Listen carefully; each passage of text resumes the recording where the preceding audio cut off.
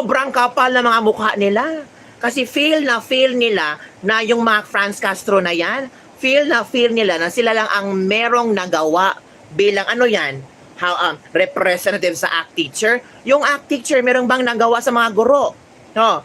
2 years lang si VP Sara pero marami na siyang accomplishment bilang DepEd Secretary. Nako. Alam niyo kabibig, eto ha, babasahin ko, ang dami pala. Oy. O dito, nako, sinulat ni Harry Roque lahat ng accomplishment ni VP Sara Duterte as DepEd Secretary. Malolola yung mga mata nyo, mga bashers, kayong mga kokak dyan, sisiga yung mga mata nyo, o lalabas yung mga kalimutaw nyo at mga mata nyo, kung makikita nyo, hello, Bitoy Planet Spouse, shout out kabibig sa wife ko nga si Cecil, my love, Cecil, my love, alam nyo ba kung ano ang accomplishment ni VP Sara Duterte? Eto na, tropang Dabawen niya. Remember, pag mainit ang ulo, nakakawala logic yan. Logic versus emotions, always choose logic. Learn to breathe in and out, then think again. Tama. Eto na ha, ipapakalat ninyo kabibig. Ipapakalat nyo itong mga achievements ni VP Sara Duterte. Kasi pinakakalat na mga Bongbong Marcos vloggers na walang ginawa si VP Sara Duterte. Pinapakalat na mga pinklawan, na mga dilawan na walang ginawa si VP Sara Duterte. Hey! Baka bulag lang kayo, oy, sabi sa'yo, tingnan din, nagpabuta-buta, bungol mo lang, kasi ayaw nyong masupalpal sa mga ginagawa ni VP Sara. Kasi nahihiya kayo sa sarili nyo, kasi umupo kayo sa gobyerno, pinasahuran kayo ng tax ng sambayan ng Pilipino, pero wala kayong ginawa, kundi puro upo na lang. O, heto na ha, i-share ko sa inyo mga kabig. O, ito na. O, accomplishment of VP Duterte as DepEd Secretary. O, i-share nyo to. O, unang-una, matatag curriculum. O, yan. Hello, Rosalie de la Cruz from Romeo Bacud. Alam mo ba, Romeo, na merong mga accomplishments si VP Sara Duterte? Una, matatag curriculum. Pangalawa, catch up Friday. Pangatlo, overtime pay for teachers. Pang-apat, removal of admin task for teachers. Next, 30-day straight break without work for teachers. Tingnan nyo. Additional teachers allowance. Ano yan? Health insurance. Health insurance for teachers and personal accident insurance. Ano yan? Hindi ito accomplishment. Pansarap program. Ano yan? Last Mile Schools Program. Ang dami pala. Built 3,637 classrooms in 2023. 2 years pa lang yan ha. Meron ng 3,637 classroom. Insured school building.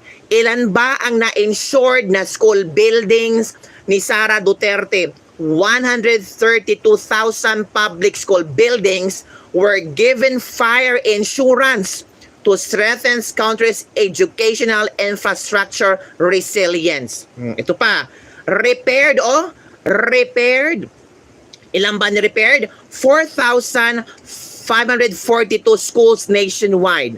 Nakapagtayo ng 3,637 classroom at nakapag-repair ng 4,542 schools nationwide.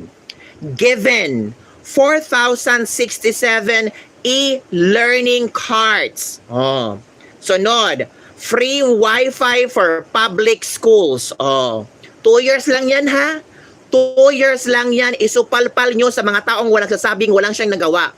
Sunod, centralized reporting system. Ano yan? National Learning Camp.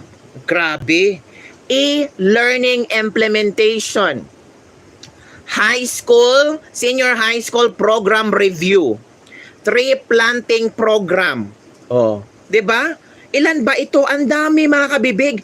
For 2 years, ito ang nagawa ni VP Sara Duterte. Ilan? Matatag 1, 2, 3, 4, 5, 6, 7, 8, 9, 10, 11, 12, 13, 14, 15, 16, 17, 18, 19. 19 programs. 19 programs ang naipasa at nagawa ng ating Vice Presidente.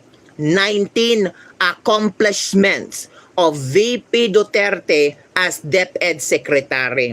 So anong masasabi nyo dyan? Umupo lang si Sara sa kanyang opisina at walang nagawa? Mahiya naman kayo, oy. Ang nagsasabi ba na walang ginawa si Sara, no? Nahiya, na-insecure. Bakit? Si Sara, highest trust rating. Satisfaction rating siya ang pinakabataas. Tapos ngayon, ang DepEd, number 1 to. Performing agency, ang DepEd. O, bakit naging performance? Mataas ang performance ng DepEd. Ang daming nagawa ng Vice Presidente natin. Tayo, maging tanga? Ha? Huwag tayong maging tanga, oy. Dapat malaman nyo, i-share nyo ang videong ito, isampal nyo sa mga taong nagsasabing, buti na lang nag-resign si Sara kasi wala siyang ginawa sa DepEd. Isampal nyo to. Alam nyo kabibig, yung mga kaibigan kong teacher, na nagalit. Nagalit sa sinabi ni Castro na walang ginawa si Sara. Oh, sabi pa ng aking kaibigan, yan si Castro na yan, siya ang walang ginawa para sa ACT Teacher party list nila. Hindi nga namin siya nararamdaman. Buti pa si Sara. Sabi ng iba, alam mo kabibig, ang pinakamagandang na nagawa ni Sara, yung i-lessen yung admin task for teachers. Kumunti na lang yung mga admin task for teachers. Tapos, yung 30 days straight break without work for teachers. Naku bayad ang mga guro. Pero break talaga at hindi ka pupunta ng eskwelahan. Ito ang mga sinasabi ng ating kapwa guro sa mga accomplishment ni VP Sara. Sabi dito na isang netizen. Ito, she is only person who work in government faithfully. Mabuhay si VP Sara. Ako ay isang guro at ngayon ko lang naramdaman na merong isang DepEd secretary na may malasakit sa mga kabataan. Accomplishment, grabe talaga VP Sara. Ito pa. She has done great things for us in 2 years. Nako, paano na lang kung uupo siyang presidente? Ito pa. Dito sa Pag-asa Elementary School sa Bagong Silang, Caloocan City, ramdam na mga teachers yung mga compensations, including beautification ng school surroundings and safety ng mga bata. Kaya salute ako sa'yo, VP Sara Duterte. Tingnan nyo. From tropang Dabuenya, kaya ako never nag-consider applying for DepEd SIS kahit na very qualified ako kasi nalumos daw sila sa paperwork. Karon lang sila nakaginhawa, ultimo si Briones, hindi yan ginawa. Oo nga, kahit na pasensya na kung ating i-compare yung kay Briones, ngayon lang talaga naramdaman ng mga guro na parang na-relax sila. Kasi iniisip ni VP Sara ang kapakanan hindi lang para sa kabataan, kundi pati sa mga guro. Ito pa, I am a teacher and I'm very grateful and my colleagues in Department of Education for our beloved and most respected Her Excellency Vice President and DepEd Sara Duterte. Salamat po, Ma'am Sara. Sana hindi ka na aalis pero wala kaming magagawa. Kaming mga teachers ay umiiyak nang nalaman namin na aalis ka. Ay, grabe.